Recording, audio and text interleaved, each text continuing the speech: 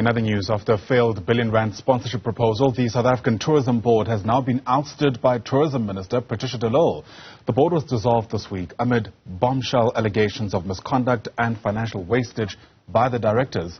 An interim three-man team has now been appointed to step in, at least for now. Newzroom Afrika's Nick Anderson takes a look. Tourism Minister Patricia de Lille believes the South African Tourism Board that she dissolved this week acted unlawfully on multiple occasions. The board was thrust into the public eye in February when a Daily Maverick article revealed that SA Tourism was set to fork out R1 billion to sponsor English Premier League side Tottenham Hotspur. The public outcry was immense. But while the deal was stopped after condemnation from the president, de Lille revealed this week that the directors also managed to rack up a hefty bill for board fees. The history of the board, they were appointed in October of 2022, and until the end of March, they had more than 37 meetings. And when you look at the resolutions coming out of the meetings, you question, was there really a need to have a board meeting for instance, one decision? But also the board as a collective has already spent 2.4 billion rand of board fees. And in terms of the act, they're only supposed to meet 4 times a year.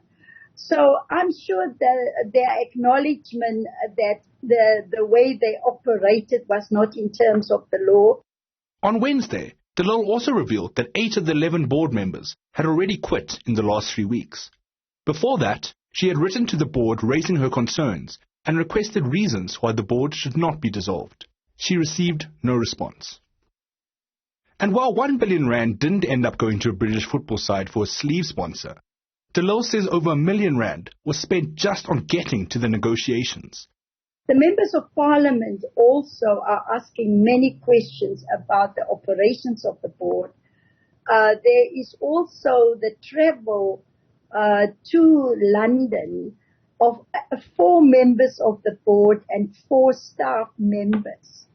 A delegation of 8 costing the board 1.2 million rand.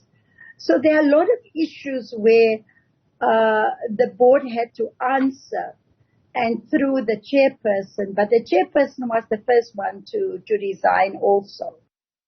Despite the public outcry, the previous board still insists that the Tottenham Hotspur deal for R1 billion would have paid for itself multiple times by bringing in scores of tourists from the UK. As we know now, though, government and many South Africans were far from convinced.